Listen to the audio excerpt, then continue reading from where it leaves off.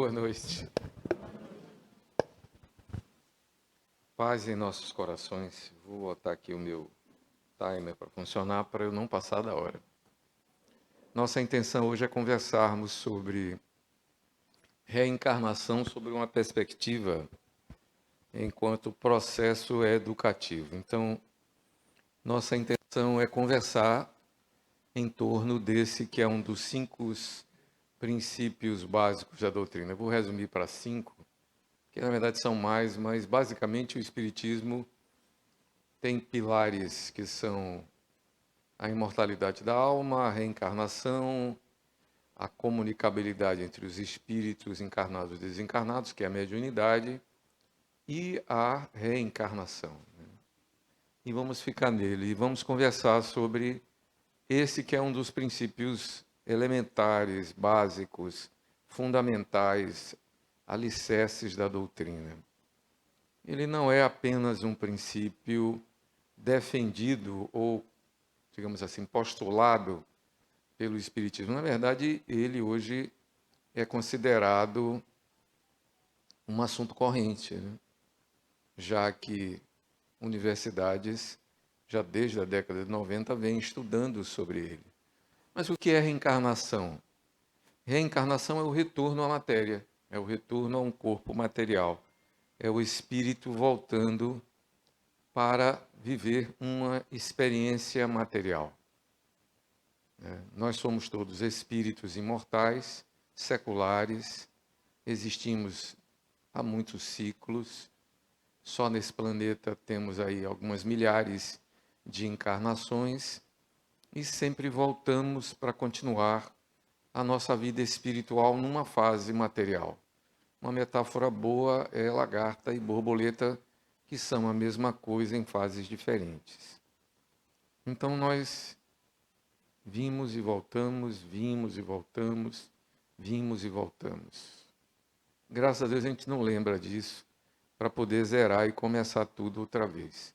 Na história da humanidade a gente encontra registros da reencarnação, muitas vezes com nomes diferentes, mas a gente vai encontrar nos Vedas, no Antigo Egito, na Pérsia, nos pré-socráticos, nos socráticos, no judaísmo, entre os fariseus, com um nome curioso de ressurreição. A gente vai encontrar no cristianismo até o século VI, né, 553, até quando ele é banido a partir dos concílios que consideravam esse princípio um pouquinho perigoso. Mas todos sabem que em determinadas camadas do conhecimento católico não há dúvida de que a reencarnação é algo patente, né? Muito bem, por que a gente está falando de reencarnação e está trazendo isso? A gente vai trazer algumas chamadas provas científicas ou os elementos científicos que foram estudados. Esse médico, Dr. Ian Stevenson, já falecido em 2007, canadense, professor da Universidade de Virgínia, escreveu obras. Ele abandona a coordenação do departamento psiquiátrico e, desde 1964, ele vem estudando e pesquisando sobre a reencarnação. E ele começa a publicar obras. Ele define um método para poder fazer a sua investigação. Ele pega lembranças espontâneas de crianças da infância. Ele também pesquisa marcas e defeitos de nascença, memórias de vidas passadas, e ele chega até a experimentar a famosa terapia de vidas passadas, ou TVP. Isso está escrito em algumas das suas obras, que não são obras doutrinárias espíritas, são obras de um pesquisador americano, né? Na verdade canadense, que trabalhava nos Estados Unidos. Então ele escreve uma obra chamada 20 casos sugestivos de reencarnação. Depois de ele pesquisar 3.000, ele filtra para 50, e aí ele encontra 20 que ele considera assim indiscutíveis e publica essa obra. Se vocês derem um Google aí, vão encontrar essa obra na Amazon. Custa R$100 e poucos para comprar. E está escrita em português, é possível adquirir. Ele continua e ele publica uma outra obra chamada Reencarnação e Biologia, também disponível para comprar na Amazon, quem estiver interessado, onde ele descreve um dos seus métodos, que era chamado as marcas congênitas. E ele considera isso como uma das evidências da reencarnação. Outra obra dele também é chamada Onde a Reencarnação Toca a Biologia. Uma interceptação dos dois, também de Ian Stevenson. Tudo isso você pode pesquisar agora mesmo, abrindo seu smartphone, e você vai encontrar. Ele então encontra, com o método que ele definiu. Bom, vamos pegar crianças, ouvir aquilo que elas estão falando, desprezar aquilo que pode ser fantasia infantil, e vamos atrás para comprovar. Se vocês fizerem isso, vocês vão encontrar algumas curiosidades, até mesmo nas nossas famílias. Crianças que se lembram de nomes, de fatos, e ele então foi procurar isso. Ele encontrou no Líbano, na Turquia, na África, e saiu reunindo, fez 65 relatórios detalhados e os publicou. Não era interesse religioso, naturalmente. E aí ele vai, e o Espiritismo depois nos traz uma informação importante. Quando nós reencarnamos, nós constituímos uma das dobras do nosso perispírito, que é o chamado corpo etérico, ou duplo etérico, em algumas doutrinas espiritualistas. Vocês vão encontrar isso na obra de André Luiz, chamada Evolução em Dois Mundos. Esse nome é dele. E ele percebe que algumas marcas e sinais eram, na verdade, resquícios de traumas, de feridas ocorridas em vidas passadas, provocadas por experiências como tiros, facas, golpes. E é interessante porque isso é uma coisa bastante, curiosamente, comum no nosso dia a dia.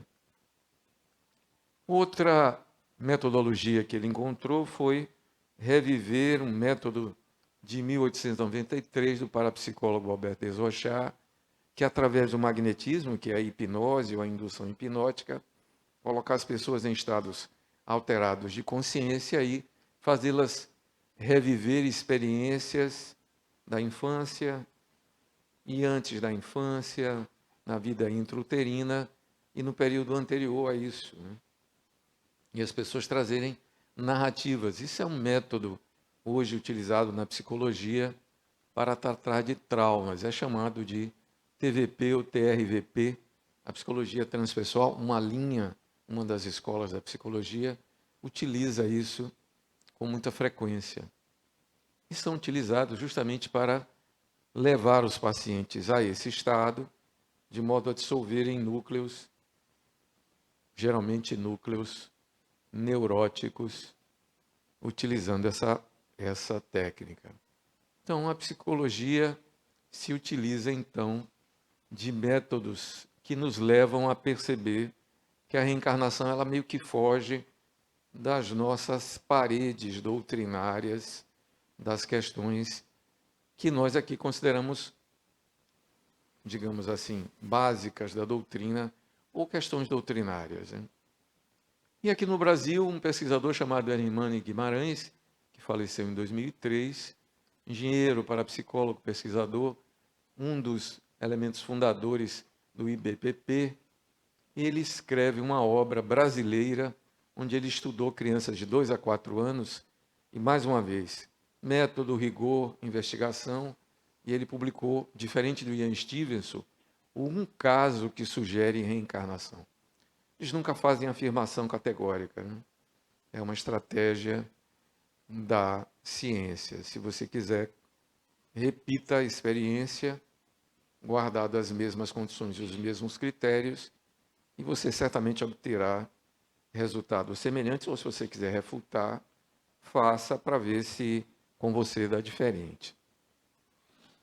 Bom, a gente fez esse preâmbulo para poder chegar no que nos interessa.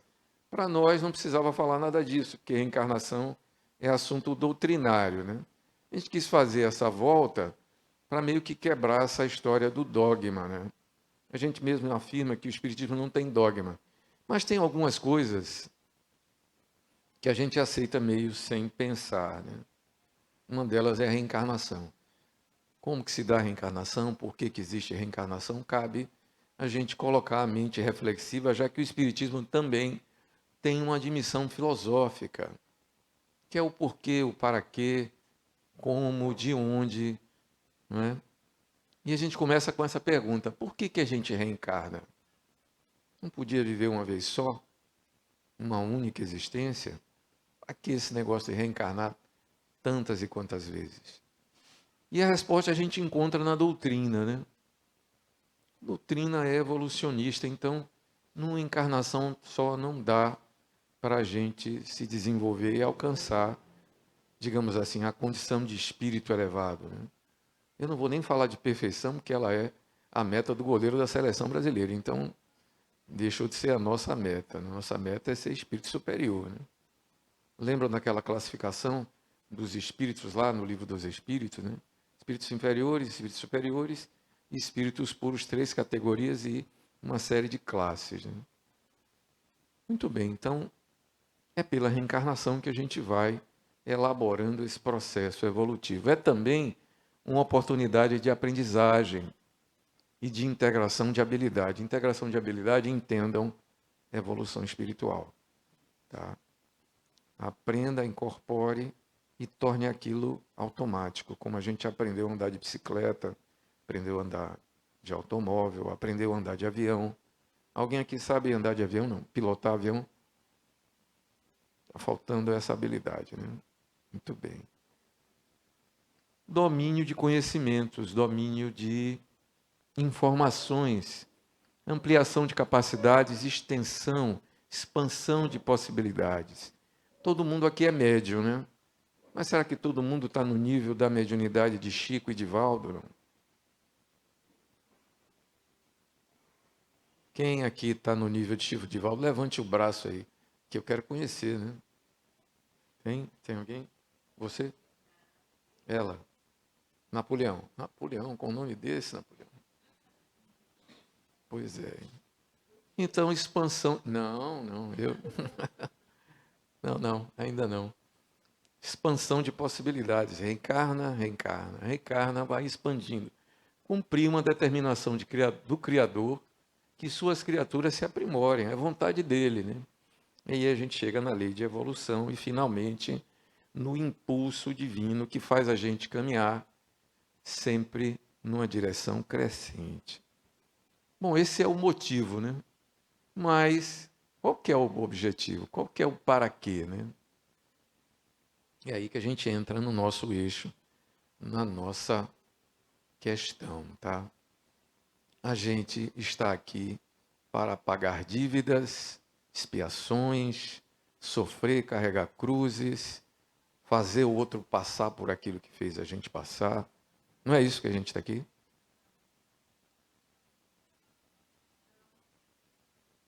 Sim ou não?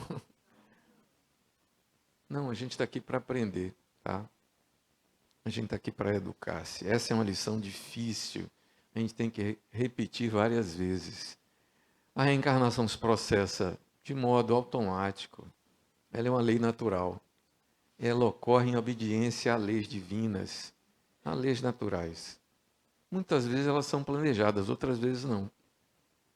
Você passa perto de uma mulher e ela está ovulando e tem um campo vibratório que lhe atrai e você reencarna. É quando você acorda e diz: "Ixi, outra vez nasci pobre." Bom, pois é. Funciona como uma determinação, um mandato, e não há como fugir. O espírito, um dia, ele acorda na carne. Quanto mais o espírito é lúcido, mais ele toma conta do processo, ele controla. Quando o espírito é meio bobão, ele vem automaticamente. Ah, mas tem lá uma narrativa de André Luiz dizendo que Segismundo deu um trabalhão para reencarnar. Está lá em Missionários da Luz, né? É, mas nem toda encarnação é igual. É o próprio André Luiz diz lá, né? É o orientador dele, Gúbio, que diz: olha, isso aqui é só desse cara, porque ele é um espírito que já atingiu uma certa lucidez, né? Fora disso, a gente reencarna de roldão, sabe? Vai nascendo e renascendo, nascendo e renascendo. Então, quanto mais a gente se espiritualiza, mais a gente controla. Então, vamos criar aqui já um pensamento diferente, né? A nossa reencarnação não é um processo de punição, é mais um ato de amor, de aprendizado, é para aprender o que não foi aprendido, é uma forma que o espírito tem de se educar, e a gente precisa se descompatibilizar de uma visão antiga, meio que medieval, meio que bancária, contabilista, de que você deve e que você tem que pagar alguma coisa. Está na hora da gente abandonar esse paradigma e construir um outro. Reencarnação é processo educativo. Na verdade, aquilo que a gente chama de justiça divina precisa ser reposicionado. Que nós que atribuímos a Deus uma justiça muito humana, né? Muito parecido com o Código de Hammurabi, que as pessoas perdiam membros na medida em que cometiam erros. Está tão impregnado que a gente ainda acha que quando a gente faz alguma coisa errada é porque cometeu, no melhor, quando a gente passa por alguma coisa desagradável é porque a gente cometeu algum erro, né? O que eu fiz para merecer isso, né? Poxa, joguei pedra na cruz. Alguém já disse isso, não? Meu Deus do céu, por que está dando tudo errado? Eu devo ser um espírito muito atrasado para estar passando por essas coisas. Não é. Desmontem esse pensamento urgentemente. Pensamento de culpa e castigo ficou lá no medievo. Vamos deixar lá para trás. Outra questão é quantas vezes a gente reencarna, né? Questão 168. Os espíritos dizem assim, não tem um limite. São Luís acabou de ler aqui o Napoleão dizendo que não tem limite. A gente precisa reencarnar porque por ela a gente avança. Então, o espírito dá a cada existência mais um passo. Quando se despojou de todas as impurezas, entenda impurezas, inabilidades, desconhecimento, né, ignorância. Aí ele não precisa mais das provas de uma vida corpórea. Pois é. Então você reencarna na vida corpórea, nesse planeta ou em outros, tantas vezes que você precise para poder alcançar um determinado patamar, né? Muito bem, espíritos lúcidos, espíritas, né, já foram católicos, evangélicos e tal, foram do candomblé, ou ainda são, né? Da Umbanda, porque no Brasil a gente é meio que misturado, né? Quando a coisa aperta, a gente corre para o terreiro, me ajude, me salve aqui, me tire esse obsessor que está me atrapalhando, né? Tudo bem. Mas espíritos já lúcidos, já sabem que são espíritos, vamos planejar a reencarnação. Vamos pegar uma ilustração aqui para a gente ver como é que isso acontece. Vamos lá?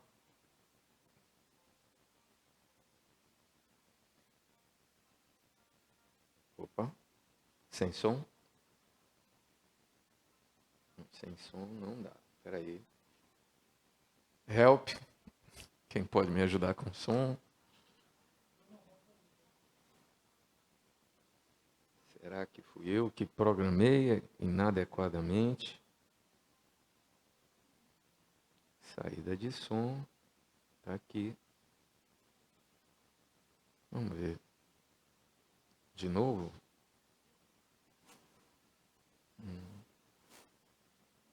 Bom, se não der, a gente conta a história, tá? E nós testamos, ó. Puxa. Opa. É aqui. Espera aí, para a gente pegar do começo. Vamos lá. Vamos lá.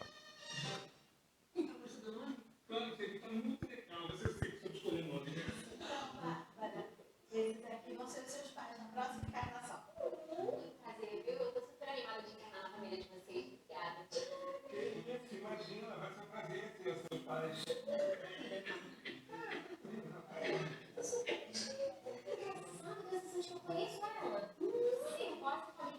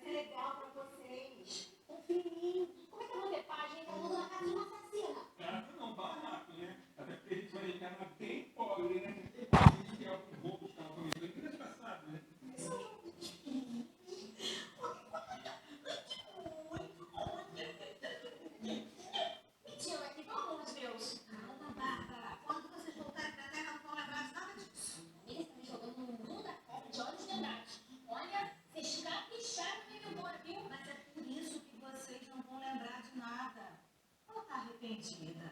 Pediu muito a chance de voltar a ser sua mãe para fazer as coisas direito.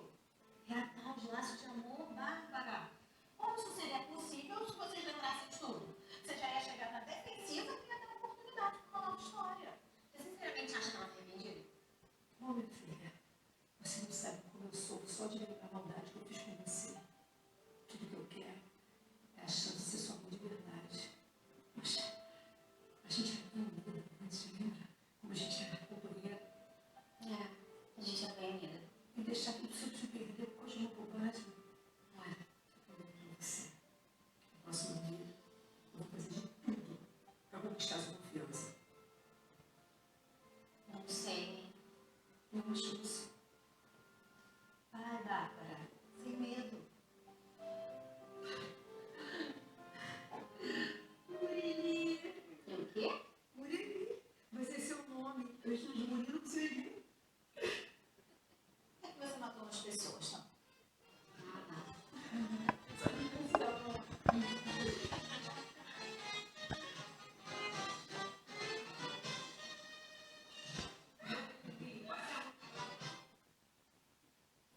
A ilustração fala mais do que 1000 palavras, né? É uma brincadeira dos Amigos da Luz, um grupo espírita teatral lá do Rio de Janeiro. Tem um canal muito legal. E eles ilustram essa questão do planejamento reencarnatório. Geralmente tem um espírito mais lúcido que orienta os espíritos, digamos assim, mais, como diria, mais simples, né? Não sei, talvez como o professor e aluno fazem, né? O mentor que, sei lá, orienta, né? Aquele que chega e diz, espera aí, vamos ajeitar aqui para você ter e fazer um planejamento cheio de possibilidades, né? O planejamento reencarnatório é uma coisa extremamente complexa. E ele acontece com bastante antecedência, né? Tem uma antecipação, e o tempo de preparo é proporcional às necessidades evolutivas do espírito, né? Aquela ilustração mostra que, claro, você não vai pegar um pai e uma mãe que estão em litígio em algumas encarnações e aproximá-lo rapidamente, né? A história de Segismundo, narrada em acho que 2 ou 3 capítulos, entre ele, o pai e a mãe, narra algo parecido com essa aparente brincadeira, né? Segismundo tinha matado o cara que agora seria seu pai, né? E eles tinham combinado lá no nosso lar, era todo mundo do nosso lar reencarnando, né?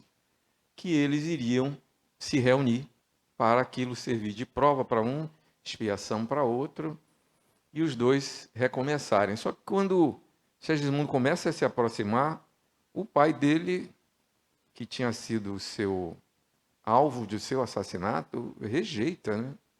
E rejeita vibratoriamente. Ele sente a presença de alguém que no passado lhe fez muito mal. E ele sente isso vibratoriamente e rejeita completamente. É preciso Alexandre participar de uma reunião de apaziguamento, né, para que ele veja naquele, não aquele seu assassino, mas alguém que juntos podem construir um futuro melhor, né? Porque na perspectiva do espírito, que é diferente da perspectiva do personagem que a gente hoje veste nessa encarnação, e é interessante a gente começar a pensar nisso, né? Porque você é o espírito que veste essa criatura que você construiu agora. Só que essa criatura ela é mortal, ela vai morrer mesmo. Ela vai ficar aqui com esse corpo, essa identidade, esse ego se acaba aqui. Mas você, o seu eu continua, como já continuou em outros episódios, né? E é preciso que você priorize as questões do espírito que você é, deixando meio de lado as questões do personagem, que tem as preocupações de sobrevivência, né? Mas ele próprio personagem sabe que é finito. A gente vai virar os 120 anos e depois dos 121 a gente vai embora, né? Não é assim aqui? Mais ou menos 120, por aí, né? Pois é, mas por mais que você viva 123, você vai embora um dia. E aí você retorna ao que você era antes, para preparar os próximos 123. Então, esse planejamento é elaborado pelo próprio espírito, desde que ele tenha condições morais e intelectuais. Os morais e intelectuais aqui é dizer a sua maturidade, né? Caso contrário, isso é delegado a espíritos mais esclarecidos. Essas escolhas se dão no nível de probabilidades, podendo haver alterações. É um emaranhado de escolhas, é um emaranhado de possibilidades que vão se materializando. E aí, nesse pacote, tem as chamadas provas e as expiações. Vou passar rápido pelas provas, porque vocês já sabem o que é, não? São situações de aprendizagem, são oportunidades, são momentos para a gente resolver problemas, para consolidar uma aprendizagem.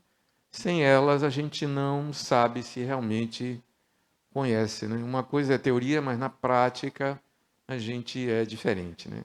Amar ao próximo como a si mesmo. Beleza, isso na teoria é muito interessante, né? Na prática nem sempre funciona, né? Não é? Nem até o amar a si mesmo a gente às vezes se abandona, né? Então, antes de reencarnarmos, a gente avalia erros e acertos, verificamos o que a gente cometeu, o que a gente precisa corrigir, o que precisa reforçar, consolidar. E aí a gente escolhe um gênero de provas, né, que a gente vai passar. Mas tem um detalhe, né? A gente tem o livre-arbítrio. E aí o planejamento ele pode passar por uma série de mudanças na medida em que a gente vai executando.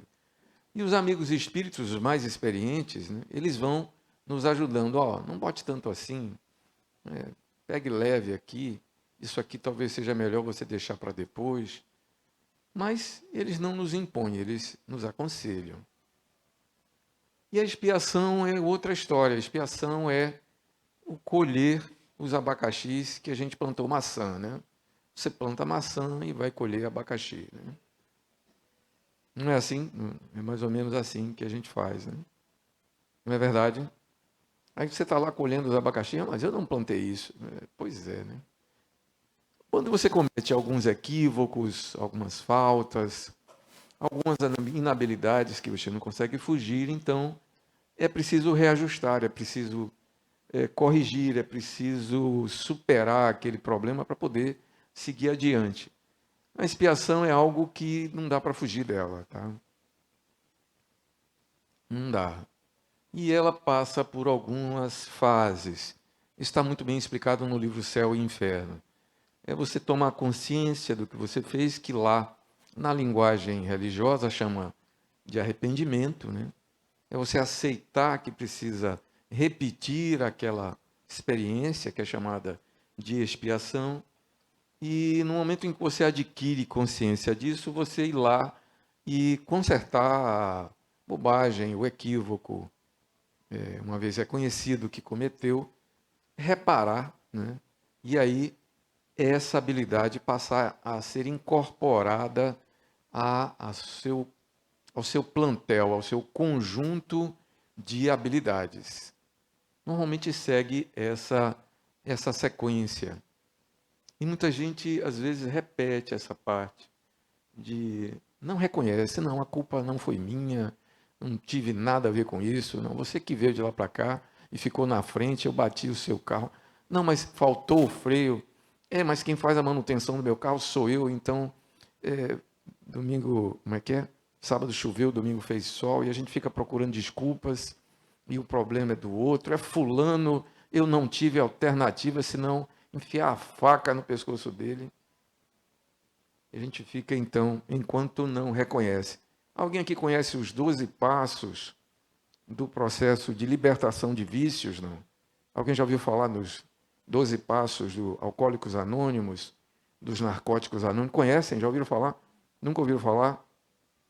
Ele se resume a 1 passo e 11 para reforçar esse primeiro. Eles chegam nas reuniões e dizem: oi, eu sou fulano, eu sou um dependente.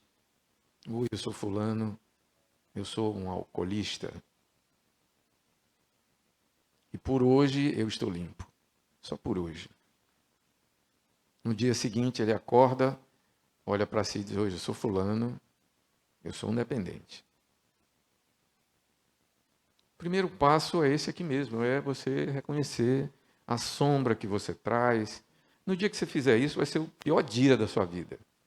Mas vai ser o momento em que você vai fazer a virada, sair da ilusão e você achar que o mundo todo está errado e só você está certo. Que é o espírito obsessor que ele sopra quando você se descontrola. Isso é expiação. Entenderam? Esse é o conceito de inferno. Complicado. O espiritismo é complicado, né? Veja só, né? Pois é. Então, quando a gente reencarna, inclui principalmente as expiações para poder superar aquilo que não está devidamente absorvido. Inclui também as provas para superar inabilidades, para a aquisição de conhecimentos necessários à evolução. Então, o planejamento inclui tanto provas quanto expiações que o espírito encarnado haverá de passar, né? As provas são necessárias, as expiações são, infelizmente, obrigatórias, tá? Não dá. Se você não supera aquele problema, você não avança, você fica repetindo, né? Até você se conscientizar, fazer as pazes consigo mesmo e começar, né? Para utilizar em seu livre-arbítrio em encarnações anteriores que cometeram equívocos, né? Se você não reconhece, não avança.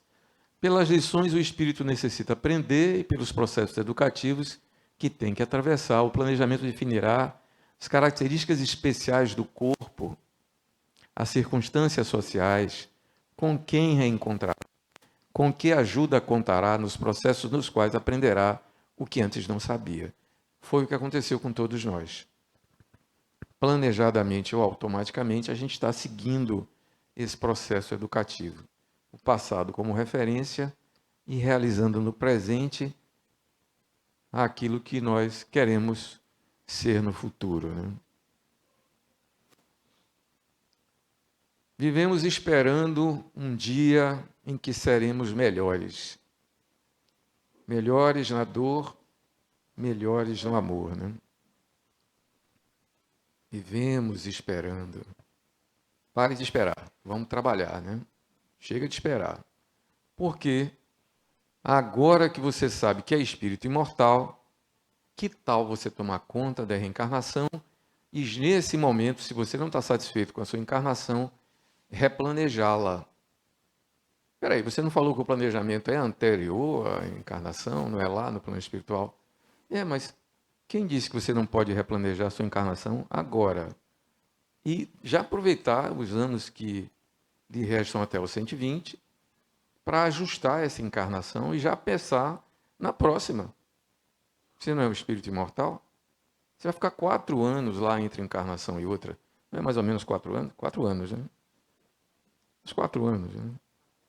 Não, já foi 4 séculos, já foi, né, 40. Hoje, há espíritos espíritas que sabem que é espírito, que conhecem reencarnação, que já atingiram a compreensão da lei do amor e da misericórdia, que já entenderam que a justiça divina não é a lei de Italião, que já sacaram que é pela caridade que a gente evolui, que não tem céu, não tem inferno, que não tem diabo, satanás, não tem nada disso, que já fizeram as pazes com o Criador, né? Que hoje já se conscientizaram que a gente está aqui para cumprir um mandato divino, que cada um de nós tem uma parte e uma responsabilidade na obra da criação. Então não precisa 40 anos, 4 anos é suficiente. Volta para o plano, para a companhia dos seus, não é? Mas você sai dessa encarnação com as balizas da próxima. Sim, se você priorizar a sua condição de espírito imortal, sabendo que você continua sendo quem você é. Então, planejar não significa que o espírito está limitado ao seu destino. Aliás, esse negócio de destino, né? Como é que é esse negócio de destino? É aquela história de, diz a canção popular, deixe a vida me levar, não é? Vida leva eu, né? Sou feliz e agradeço por tudo que Deus me deu. Só posso botar a mão para o céu, agradecer e ser fiel a tudo que Deus me deu. Se não tem tudo que, né, como é que desejo, né? Com o que tenho eu vivo e assim lá vou eu, né? Isso é bom para sentar no bar e tomar uns goró, mas essa filosofia na nossa vida ela não serve muito bem. Seu destino é seu. Quanto mais cedo você descobrir, você pode manipulá-lo. Ele não está irremediavelmente traçado. Na verdade, com seu livre-arbítrio, você pode alterar, pode melhorar o que está planejado até para essa encarnação, o que vai ter consequências. Você também pode puxar o freio de mão e dizer, não vou fazer nada nessa encarnação.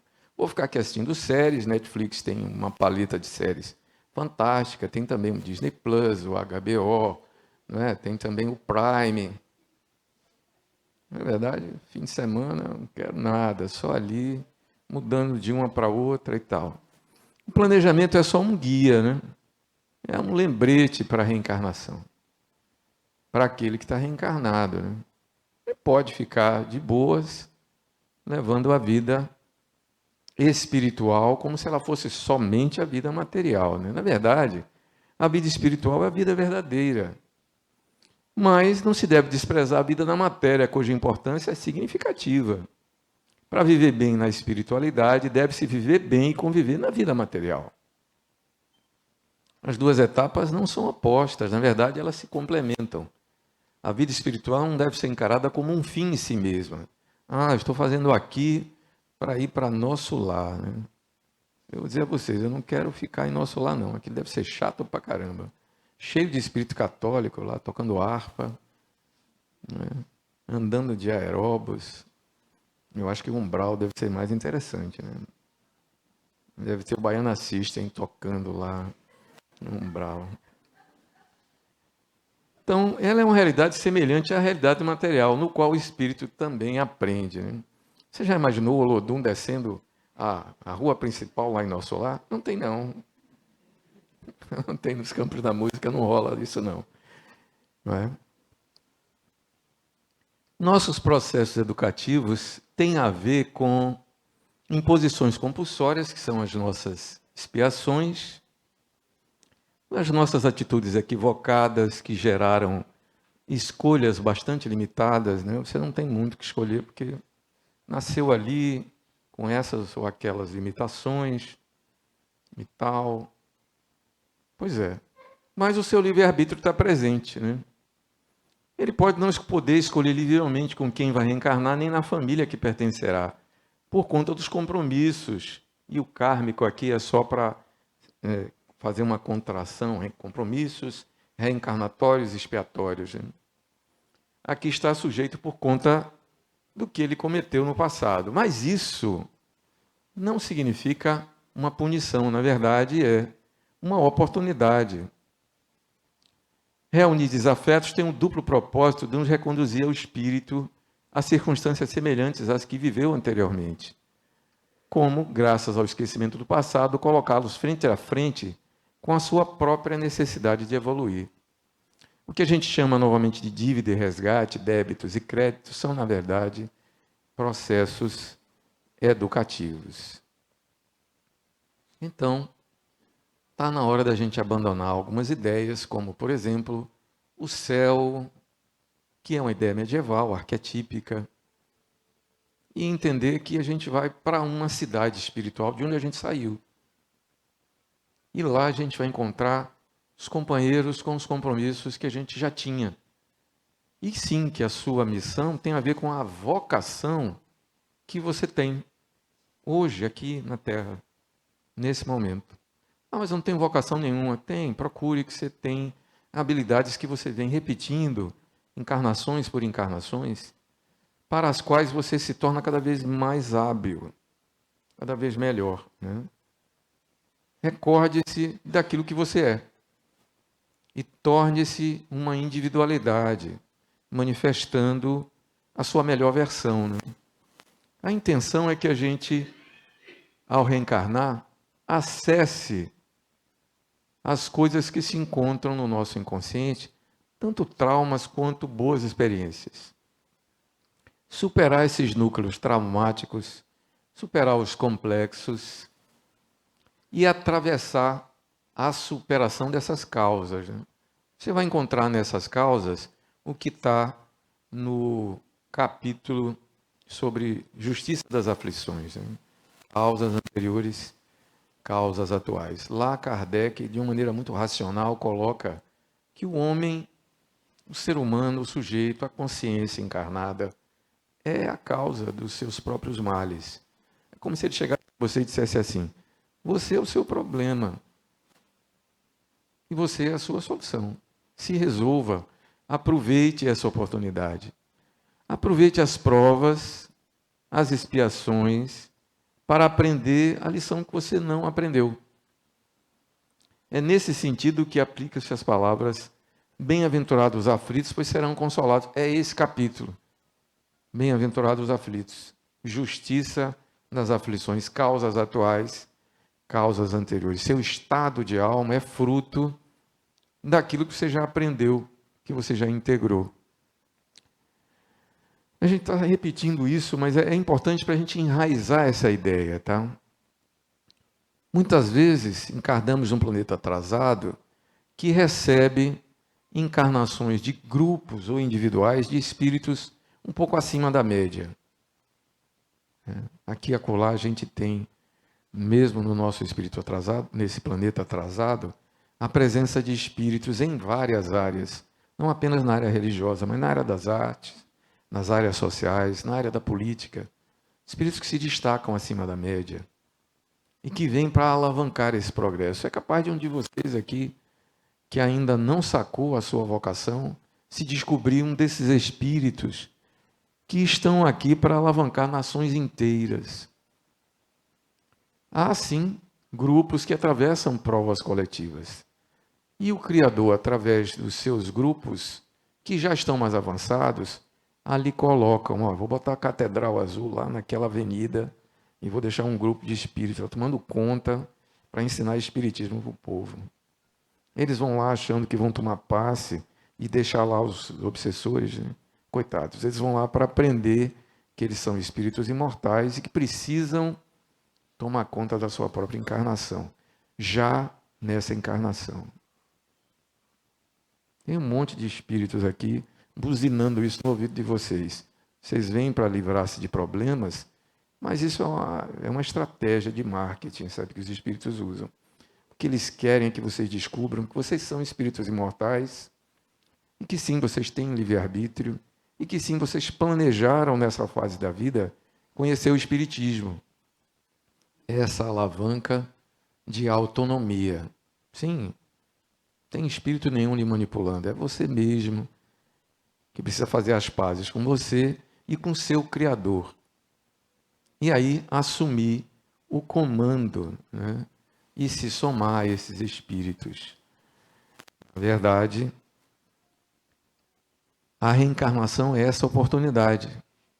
E nesse lugar a gente encontra espíritos mais avançados, que até vêm de outros orbes, que migram para cá, como acontece com pessoas de civilizações um pouco mais avançadas, que recebem, né, espíritos, digamos assim, pessoas de civilizações menos avançadas, e lhes propiciam a oportunidade, por exemplo, de um intercâmbio cultural. Né?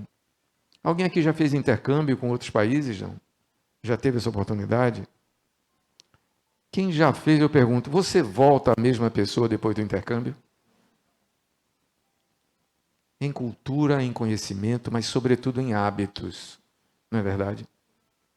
Quanto mais longo foi a sua estada num país, por exemplo, como a Suíça, a Inglaterra, a Alemanha, até os próprios Estados Unidos, né? Você absorve certos paradigmas daquela cultura que podem ser importantes. Por exemplo, eu passei 5 meses morando em Portugal, né, que dos países da Europa é considerado o mais simples, né? Mas você se acostuma, por exemplo, a andar na rua sem muitas preocupações, em trafegar pelo trânsito, sem ver tanto buraco. Nossa, me incomoda. Voltou para Caracaju, comecei a andar por aqui. E, nossa, as pessoas param na faixa. Eu, mal educado, passava por cima da faixa, né? E às vezes cheguei até a atropelar uma pessoa, mas bom, não, né? Vejam só. Fique, então, uma encarnação inteira morando, por exemplo, em Andorra, que nem advogado tem, né? Não tem. Vá lá, passe uma encarnação lá.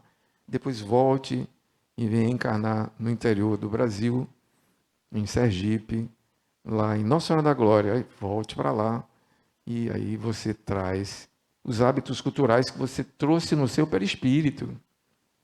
Isso não é expiação, gente. Isso é transmigração de cultura. Isso é reencarnação.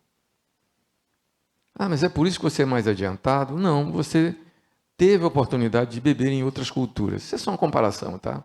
Agora pense que você vai para outro orbe que já superou alguns problemas que a gente ainda tem. Por exemplo, lidar com o diferente, lidar com o contraditório, lidar com o antagônico. Não foi por outra razão que Jesus chegou há 2000 anos e disse, olha, a partir de agora a lei é assim. Você ama seu amigo e odeia o seu inimigo, né? Não, você agora precisa amar o seu inimigo. Tem uma obra da Federação Espírita Brasileira, organizada pelo Saulo e a sua equipe, que ele pegou todas as mensagens de Emmanuel e separou por versículo de versículo dos evangelistas. Tem uma obra grossa só de Mateus. E tem um versículo de Mateus, que é o 44, do capítulo 5, que fala de amor aos inimigos. Eu contei o número de mensagens que o benfeitor Emmanuel escreveu. Quase 30 mensagens sobre um único assunto. Amar os inimigos. Psicologicamente seria, ele tem dificuldade nessa área. Não. Ele entende que nós temos dificuldade. Aí ele recoloca o inimigo. O inimigo é só um cara que aponta os seus defeitos. O inimigo faz o fenômeno espelho, lá da psicologia. O inimigo não é bem o inimigo, porque ninguém ia lhe apontar sua sombra de maneira feliz. E o amigo não vai lhe apontar os seus problemas. Quem vai lhe apontar é o desafeto. O verdadeiro inimigo não é aquele que lhe magoa. É você que aninha em seu coração a mágoa. Seu inimigo é a mágoa. Você, quando perceber que a presença do seu inimigo, o seu adversário, o seu antagônico no seu caminho, é um favor para você, você vai rezar por ele e agradecer de você ter escolhido na sua encarnação vivenciar essas dificuldades. Então Jesus tinha razão quando ele disse, ame o inimigo. Porque muitas vezes, como mostra a brincadeira dos amigos da luz, o inimigo está muito próximo. E a gente escolhe encarnar junto dele. Para quê? Para aprender a amar incondicionalmente. Você já ama incondicionalmente? Sim, porque o amor verdadeiro, ele é absolutamente incondicional. Senão não é amor. É outra coisa que não é amor. Meu tempo acabou. Ele aqui já disparou avisando isso. Então a gente quer terminar dizendo assim, que em via de regra, nós podemos corrigir, né, já nessa encarnação, os problemas e a gente evitar problemas futuros. Né? Basta que você se determine a iniciar sua transformação agora. Que tal você replanejar? Replanejar agora. Olha só, eu não estou satisfeito com a minha encarnação. Eu quero replanejar. E aí você pode, nesse minuto, tomar novas decisões. Né? Para onde é que você está indo? Você está indo para a vida de acumulação, de riquezas, de status, de posição?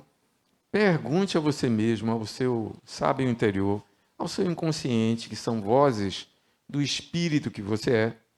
Silencie o personagem temporário e faça as pazes e priorize viver uma vida espiritual aqui na Terra, agora, na matéria.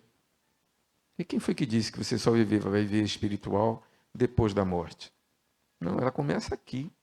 A vida lá é igual à vida aqui. Como está a sua vida aqui? E redimensione seus propósitos, objetivos e metas. Não negue o personagem nem as suas necessidades.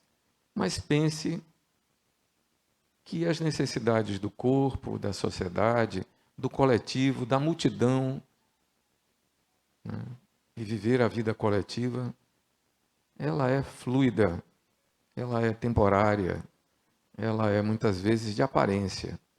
E o espírito que você é anseia por ser melhor a cada dia.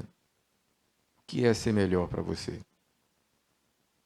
Ser a sua melhor versão. Viver o ótimo da sua personalidade. Estar integrado com a sua vocação, aquilo que só você sabe fazer. E que você pode fazer o melhor, independente das circunstâncias. Talvez aí você encontre a presença de Deus. E esse equilíbrio dinâmico, né? É o que eu proponho nessa noite. Muita paz, muita luz em nossos corações.